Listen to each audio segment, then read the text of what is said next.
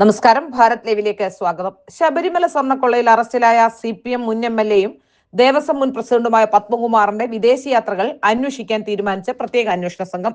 അറസ്റ്റിലായ പത്മകുമാറിന്റെ passport SIT പിടിച്ചെടുത്തു. Devaswom board president ആയിരിക്കുമ്പോഴും അല്ലാതെയും പത്മകുമാർ നടത്തിയ വിദേശയാത്രകൾ, അവയുടെ ലക്ഷ്യം, കൂടിക്കാഴ്ചകൾ എന്നിവയാണ് പ്രത്യേക അന്വേഷണ സംഘത്തിന്റെ പരിധിയിലുള്ളത്. ശബരിമല സ്വർണ്ണക്കൊള്ള കേസിൽ അന്വേഷണം ഉന്നതരിലേക്ക് വ്യാപിപ്പിക്കാൻ ഒരുങ്ങുകയാണ് അന്വേഷണ സംഘം. കേസിൽ ഒടുവിലെ അറസ്റ്റിലായ പത്മകുമാറിന്റെ മൊഴിയുടെ അടിസ്ഥാനത്തിൽ കൂടുതൽ പേരെ ചോദ്യം ചെയ്യാൻ ഒരുങ്ങുകയാണ് SIT.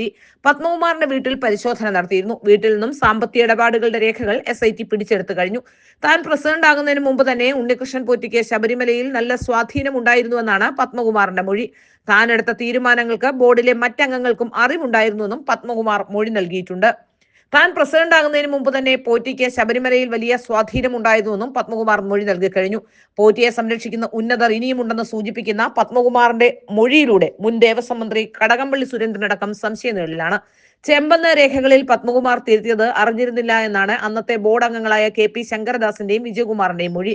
എന്നാൽ അംഗങ്ങളെയും കുരുക്കിയ പത്മകുമാറിന്റെ മൊഴിയോടെ തിരുവിതാംകൂർ ദേവസ്വം ബോർഡ് മുൻ അംഗങ്ങളായ KP ശങ്കരദാസും വിജയകുമാറും നിരീക്ഷണത്തിലാണ്.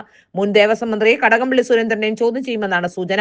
ഉണ്ണികൃഷ്ണൻ പോറ്റിയും കടകംപള്ളി സുരേന്ദ്രനും തമ്മിലുള്ളത് ആത്മബന്ധമാണെന്ന് അടക്കമുള്ള പ്രതിപക്ഷ നേതാവ് VD സതീശന്റെ ആരോപണം നിലനിൽക്കെ കടകംപള്ളി സുരേന്ദ്രൻ വലിയ പ്രതിരോധത്തിലാവുകയാണ്. താൻ എടുത്ത എല്ലാ തീരുമാനങ്ങളും ബോർഡിലെ മറ്റംഗങ്ങളുടെ അറിവോടെയാണെന്നടക്കം പത്മകുമാർ മൊഴി നൽകി കഴിഞ്ഞു.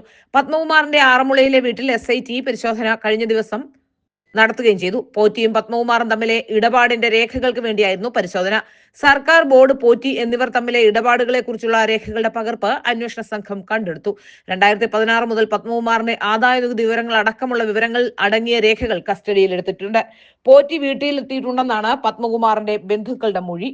പത്മകുമാർ മറ്റുള്ള ആൾക്കാരെ പോലെ മന്ത്രിമാരെ സ്വതന്ത്രനായി വിട്ടിട്ട് ഒറ്റയ്ക്ക് കുരുങ്ങാൻ ഉദ്ദേശിക്കുന്നില്ല എന്നാണ് നമുക്ക് മനസ്സിലാക്കാൻ സാധിക്കുന്നത്.